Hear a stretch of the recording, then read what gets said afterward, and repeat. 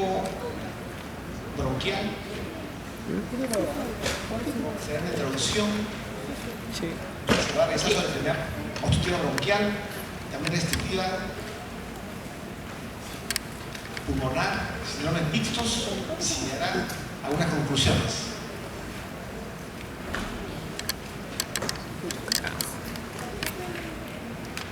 Las funciones de los pulmones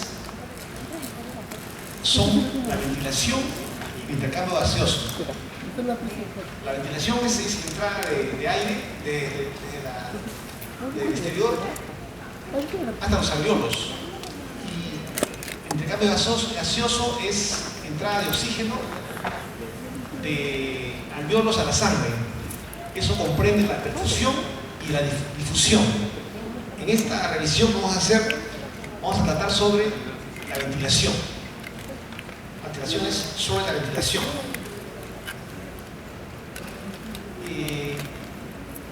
La fisiopatología de este síndrome, ¿no? Debemos reconocer los síndromes restrictivos, obstructivos, y esto se va a definir por la espirometría. La espirometría es una prueba fundamental para clasificar a los síndromes en obstructivos y restrictivos. Vemos acá que se ha graficado esto. Primero vemos el aire corriente, el volumen corriente. El volumen corriente, que es el volumen que entra y sale de los pulmones en reposo. Acá está, ese volumen más o menos es medio litro, de forma basal.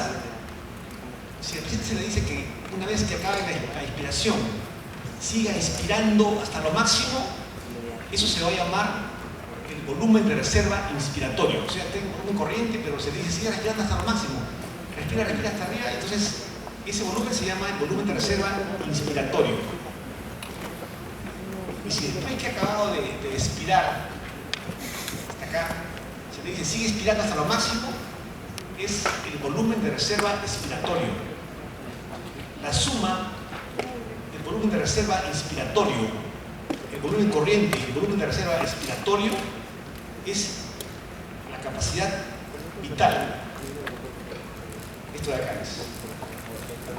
Y si después se le dice al paciente que una vez que ha tomado aire profundamente hasta lo máximo, lo exhale rápidamente a toda velocidad, de forma total y completa, eso se va a llamar la capacidad vital forzada.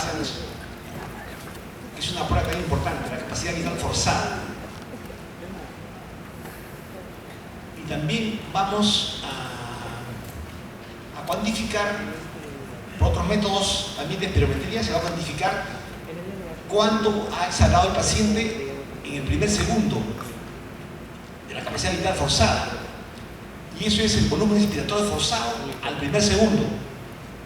Son parámetros fundamentales en la espirometría.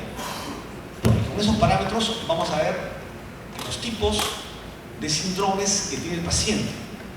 Entonces, acá hay más volúmenes, hay más capacidades. Por ejemplo, la capacidad pulmonar total, que es la suma de la capacidad vital sobre la capacidad de reserva funcional. El volumen de reserva expiratorio y el volumen residual da la capacidad residual funcional.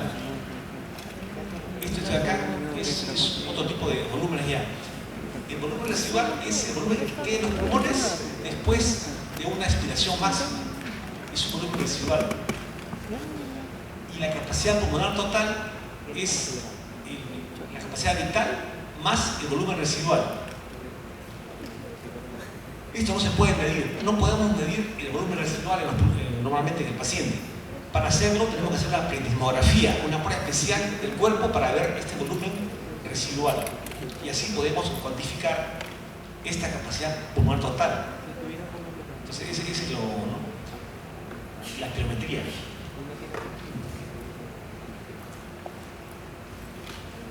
Este es otro gráfico también de la espirometría de los volúmenes y flujos pulmonares.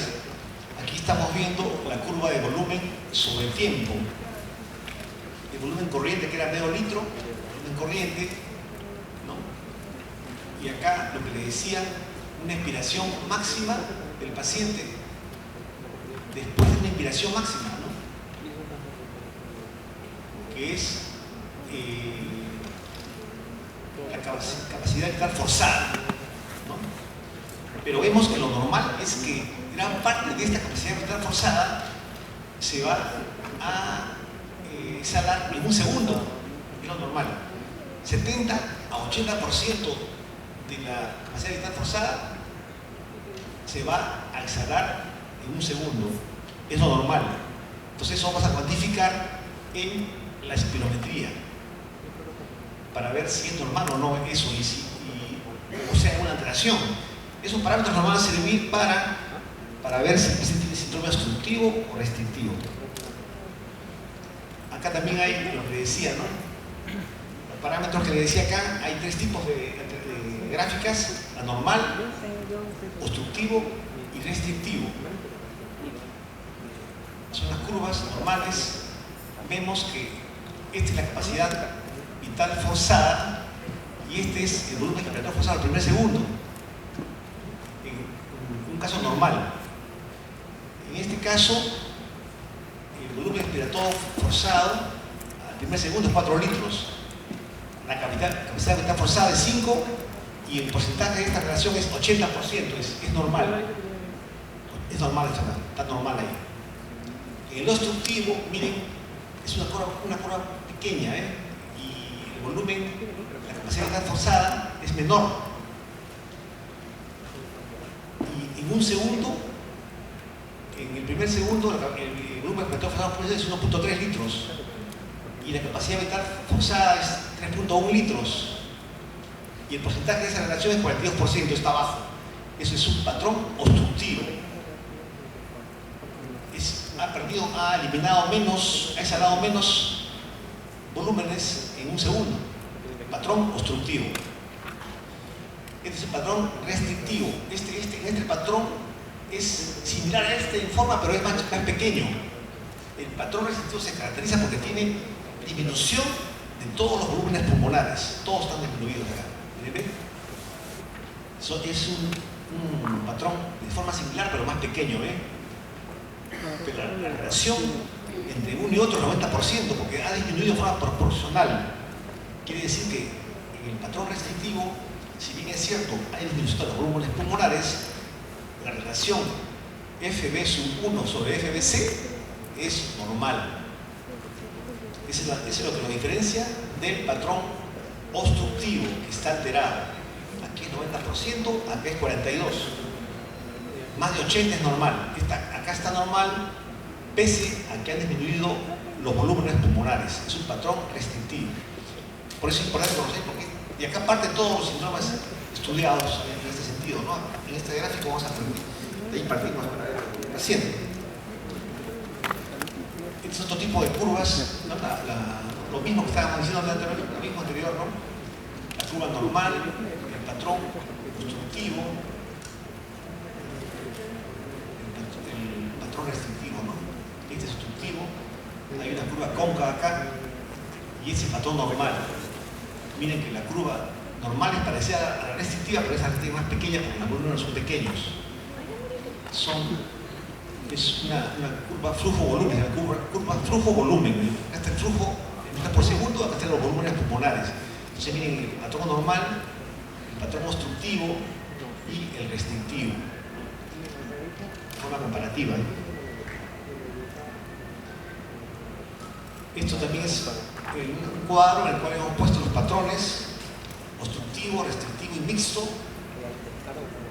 Vemos que la capacidad vital forzada es normal en el obstructivo, normal. Está disminuido en el restrictivo y también en el mixto. El volumen inspiratorio forzado al primer segundo, B sub 1, está disminuido en el obstructivo. También en el restrictivo y también en el mixto. El volumen inspiratorio forzado al primer segundo sobre la capacidad mortal forzada está disminuido en el obstructivo, normal en el restrictivo y disminuido en el mixto. Este es un cuadro comparativo que nos va a definir las características fundamentales de los patrones anormales ventilatorios. Después, una vez que posiciona la espirometría, vamos a ver si es normal, ¿no? Y esto se va a estudiar esto sobre si los valores son superiores al límite normal. El límite dice que son, ¿no? Límite superior al límite inferior del intervalo de confianza, el límite. Y esto se mide así. Entonces, si yo tengo una espirometría en la cual el límite de intervalo de confianza ¿no? está alrededor del 80% del valor teórico, o sea, tengo una población normal y comparo con mi paciente yo. Entonces, si el límite está en el 80% del valor teórico de BEF1 y de capacidad vital forzada, es normal. Y la relación entre los dos debe ser por encima del 70%, es lo normal. Entonces ya hemos especificado que para que una espirometría sea normal desde el punto de vista, debe tener el 70% o más de la relación BEF1 sobre capacidad vital forzada, ¿ves? Eso es normal. Y acá apareció un parámetro más, que es el flujo expiratorio 25/75. Ese es un parámetro que sirve para medir las vías aéreas pequeñas, el flujo en las vías aéreas pequeñas. Ese es un otro parámetro más que apareció acá. Fíjense, ese parámetro debe estar alrededor del 60% para que sea normal, porque ese parámetro va a significar que hay alteración en las vías aéreas pequeñas.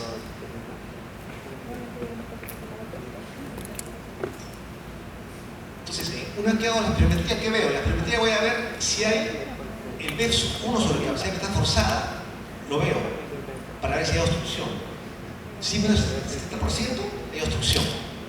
Luego voy a ver la capacidad vital forzada para ver si hay restricción. Si está disminuido, hay restricción. Y por último, voy a ver el volumen expiratorio forzado al primer segundo para ver la gravedad de la alteración. Con esos tres parámetros ya tengo la definición de los síndromes que voy a estudiar. Este cuadro también, que parece un poco confuso, en realidad es un gráfico nomás. Miren, normalmente, ¿qué sucede en el pulmón? Hay ingreso y salida del aire. O sea, como una inflación y una deflación. Algunas personas dicen inflación y deflación. Los pulmones se inflan porque entra aire del exterior adentro a los alveolos. Para que eso suceda es una cosa activa. Tienen que trabajar los músculos respiratorios para eso. El diafragma se va hacia abajo, los músculos intercostales se van a contraer, entonces el tórax se expande. La inspiración es un proceso activo. La expiración es un proceso pasivo. O sea, salida del aire más de forma pasiva. Entonces, entra aire a los pulmones y después salida. Eso es normal. Entonces, para que entre aire, tiene que haber contracción de músculos respiratorios hacia afuera, ¿ven? Tiene que ganar acá. Tiene que haber. Normalmente el pulmón tiene una fuerza que jale hacia adentro, porque hay tejido elástico acá. Entonces, eso se llama retroceso elástico alveolar. Se llama eso. Acá en el pulmón hay tejidos elásticos que jalan hacia adentro y el tórax jala hacia afuera. Miren, es un balance normalmente. El pulmón trata de colapsarse y el tórax trata de abrirlo. Es un balance. ¿Le ve? Entonces, para que entre aire a este pulmón, este alveolo, ¿qué va a suceder? Tiene que esto tiene que disminuir, se abre el alveolo y jalar hacia afuera en la pared torácica. Entonces así entra aire a los pulmones. Es un juego de presiones, es un juego de presiones. Cuando hay aumento del retroceso elástico alveolar, cuando hay mucho tejido elástico acá, mucho tejido elástico, por ejemplo, cuando hay fibrosis pulmonar, se cierra esto, porque no hay quien jale. O ha jalado demasiado, ahí la fibrosis acá, el tejido pulmonar es demasiado. Entonces eso quiere decir que son pulmones rígidos. puede abrir eso. Entonces, cuando hay una fibrosis pulmonar, hay tejidos, los pulmones son rígidos, no se pueden distender. Hay pulmones rígidos, hay aumento del proceso elástico alveolar, se cierra ese pulmón. ¿Comprenden? Entonces ahí no entra aire. Por eso es que las enfermedades restrictivas pulmonares de tipo parenquimal tienen aumento de proceso elástico alveolar, porque acá hay fibrosis en esta parte, fibrosis, se fibrosa el pulmón y jala hacia adentro. Entonces, si jala hacia adentro, hay partes peristásicas y no entra aire acá. Y en caso de restricción por enfermedades de la pared torácica, sea la pleura, sea los músculos respiratorios o los nervios que van a inervar a los músculos, cuando hay esa falla en esa caja torácica, no hay que jalar hacia afuera, no hay fuerza, hay disminución de la fuerza de la caja torácica, disminución del compliance, disminución de la distensibilidad de la caja torácica. Se disminuye porque no hay que dejar la caja afuera, no. Entonces esto se colapsa el pulmón, se producen atelectasias y entra menos aire, hay hipoxemia y eso es lo que se llama la restricción pulmonar. Puede ser por enfermedad parenquimal o por enfermedad de la caja torácica. Dos causas que van a producir en el paciente restricción por alteración en la caja torácica y por alteración en la parénquima pulmonar. La parénquima pulmonar es porque hay aumento del proceso elástico alveolar por aumento de fibras elásticas del pulmón. Entonces, dos tipos de enfermedades que van a producir restricción: la enfermedad de parénquima y las enfermedades de la caja torácica. Para eso, ese es el cuadro que está ahí, ¿no? Eso es lo que decía, la distensibilidad, ¿no? Este es el curva de compliance, Una presión dentro del pulmón produce un volumen.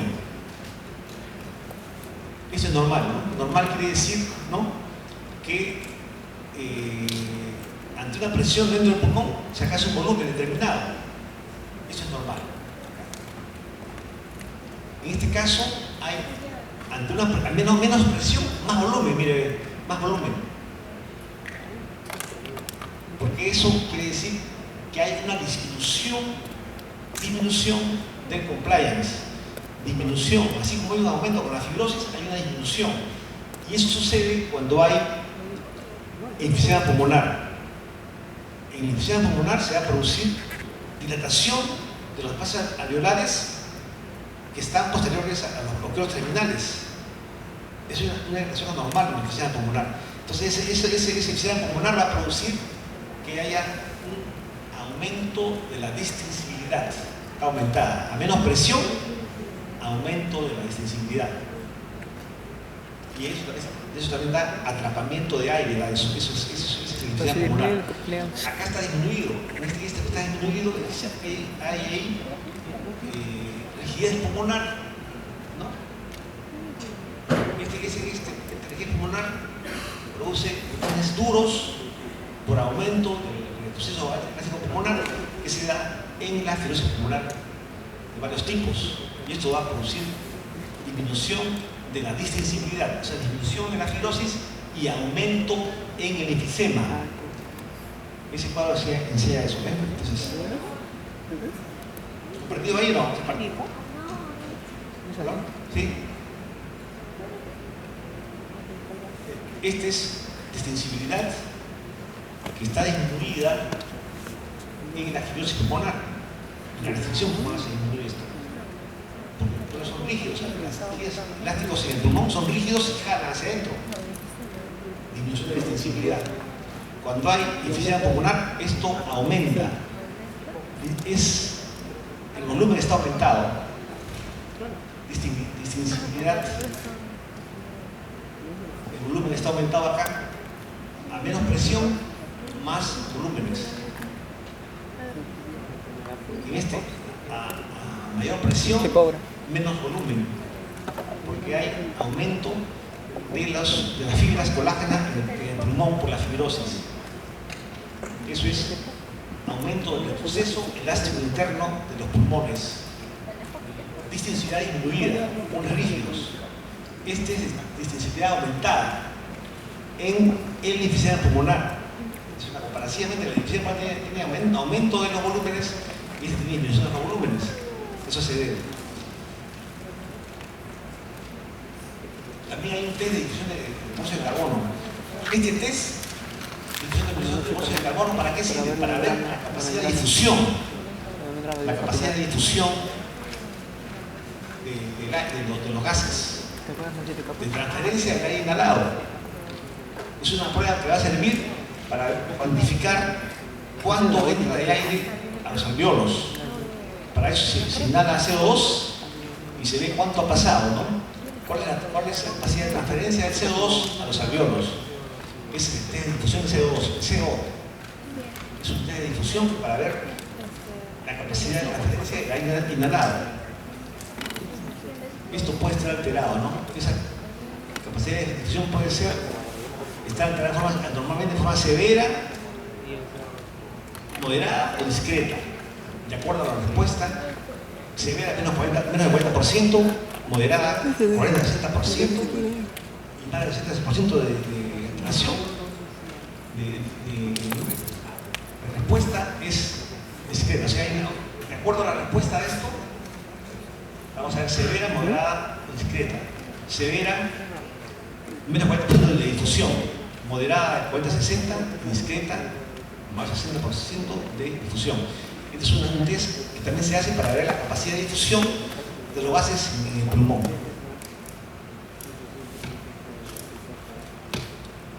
Ahora, pasando ya a la revisión misma del tema, ¿no? Entonces, síndromes obstructivos y restrictivos.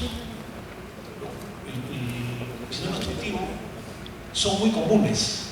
Esto comprende al EPOC y al asma bronquial. El asma bronquial es un trastorno común en la comunidad. Más o menos un 10% de la población tiene asma. También el EPOC está en aumento. El EPOC está en aumento y en algunos países ocupa la cuarta parte de mortalidad. O sea, de todas las muertes, en incidencia, el EPOC que en algunos países corresponde a la cuarta causa de muerte. Hay aumento del EPOC. ¿Por qué? Es por el uso del tabaco, una parte. Y también es por estar en contacto con sustancias de combustibles de biomasa. Gente que cocina con leña o con bosta de animales, ¿no? En partes rurales cocinan con eso y esa combustión de esas sustancias también puede llevar EPOC a la larga. Entonces por eso hay aumento a nivel mundial de este síndrome. Tabaco y exposición a combustibles de biomasa o también otros zumos puede llevar a este trastorno y está subiendo la incidencia de esto. Entonces vamos viendo que por eso es que común este síndrome obstructivo es más común. Y se caracteriza por obstrucción de la vía aérea. También aumenta la mortalidad. Esta es la obstrucción de la vía aérea que se va a producir. Miren, la vía aérea se obstruye por varios motivos, ¿no? Por acúmulo en su interior de sustancias, por ejemplo, moco. Cuando hay eso sucede en el EPOC. En la bronquitis crónica se acumula moco dentro del bronquio y lo obstruye. También en el asma se puede producir obstrucción por hipertrofia de los músculos bronquiales. O también espasmo. Y se cierra esto y disminuye la luz de bronquial y se obstruye la vía aérea. También vemos que acá, en el ejemplo C, hay destrucción de los septos alveolares. Destrucción. Y esto hace que se colapsen, ¿no? Se colapsen las paredes alveolares. Acá no hay quien sostenga, entonces esto se colapsa y se da obstrucción. Eso se da en el enfisema. El enfisema se define como dilatación anormal de los pasos aéreos distales al bronquio terminal por ruptura de los septos alveolares, sin fibrosis. Entonces quiere decir que esto de acá es en caso de enfisema pulmonar. Este es bronquitis crónica, este es asma. 3 ejemplos de obstrucción bronquial. Enfisema es la C. Enfisema es el C. Se define como una obstrucción crónica al flujo aéreo. Es una progresión crónica progresiva e irreversible. Asma. Y enfisema. pero tratable, ¿eh? Pese a que puede ser progresivo y reversible, pero se trata la enfermedad. Y puede haber mejoría sintomática, o sea, no me dicen porque sea reversible, no, se puede tratar y en vez de mejorar de su enfermedad, puede haber mejoría, ¿eh? Entonces, sí, pese a que es reversible y progresiva, se puede tratar la enfermedad. Y comprende dos tipos de enfermedad. Comprende la bronquitis crónica y el enfisema pulmonar, dos tipos de síndromes que se van a englobar en el EPOC. La bronquitis crónica tiene una definición clínica: 3 meses de tos continua por 2 años seguidos. Define clínicamente la bronquitis crónica, siempre y cuando no haya otra causa que lo explique. Si es por tuberculosis, si es por bronquitas, eso es la bronquitis crónica. Tiene que ser tos productiva por 3 meses seguidos, por 2 años seguidos. Eso define la bronquitis crónica, excluyendo otras causas. Es una definición clínica. Y el enfisema pulmonar es una definición patológica, histológica. Como les decía, es la destrucción progresiva de los septos alveolares, capilares alveolares, con agrandamiento de los espacios aéreos distales al bronco pulmonar. Esa ruptura de esos septos es irreversible. Eso no se revierte, ¿entienden? Entonces, eso va a dar lugar a lo que dice la reducción del retroceso elástico pulmonar. No hay fuerza, no hay tejidos. A diferencia de la fibrosis pulmonar, que da aumento de elástico pulmonar, más tejido elástico, aquí se está destruido. Y esto da un aumento de la distensibilidad. Y esto va a causar enlentecimiento del flujo respiratorio máximo y también incremento de volúmenes pulmonares estáticos totales, ¿no? Entonces esto va a producir aumento, retención de aire en los pulmones y alteración del flujo. Se van a colapsar, los espacios aéreos se van a colapsar porque no tienen flujo, se colapsan, entonces la obstrucción. Son precisos. Es un ejemplo, entre una muestra de pulmones enfisematosos, en los cuales van a ver ustedes bulas, ¿no? Bulas.